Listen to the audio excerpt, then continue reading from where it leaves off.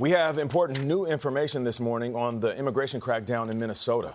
A memo obtained by CBS News shows that ICE agents have been told that they can force their way into suspects' homes without a judge's search warrant. Meanwhile, there's a new dispute between ICE and local officials in Minnesota that has officials calling ICE flat wrong. Nicole Sganga is in St. Paul covering this for us. Nicole, good morning. What's going on here? Good morning, Nate. ICE says it has taken hundreds of dangerous migrants off the streets here in this region.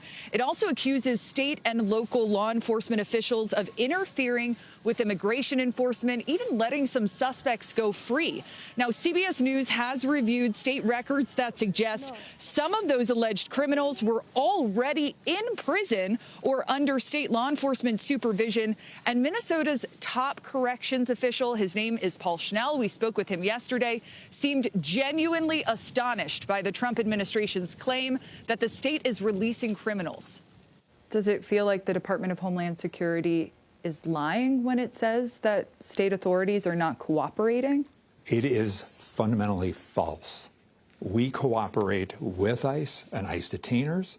We have, as a matter of policy, done that for a long, long time. As ICE raids have unfolded across the Twin Cities, the Trump administration has accused state leaders of protecting the worst of the worst. The best solution is to turn them over to us in a safe, controlled setting like a jail or prison. But Minnesota Corrections Commissioner Paul Schnell says that's already common practice. As they approach their release date several weeks before, our staff coordinates directly with the local ICE office. Staff do this on a routine basis. They make arrangements for the transfer of custody of that individual. For months, the Department of Homeland Security has released lists of mugshots. Alleged criminals, it says, were seemingly tracked down and arrested by ICE. But Schnell told us that's not completely true. These are people they're in our system or have been in our system, but they were released. These worst of the worst criminals weren't swept up by ICE on city streets. No, they were released to ICE. In one example, Schnell said his department turned these two state prisoners over to immigration officials on January 12th.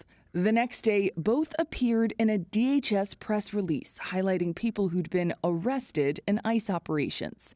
That same release also claimed state leaders, quote, will not let us into their jails.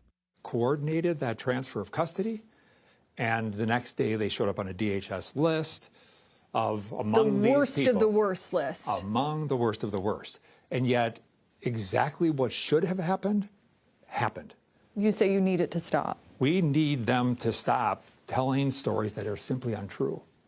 That we will and do coordinate on the transfer of custody of people who are subject to ICE detainers, and will continue to do that, period.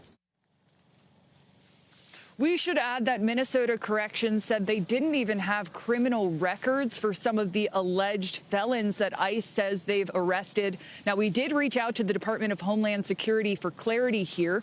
They did not address the discrepancy in the numbers, but in a statement urged all Minnesota elected leaders to cooperate with ICE. Nate?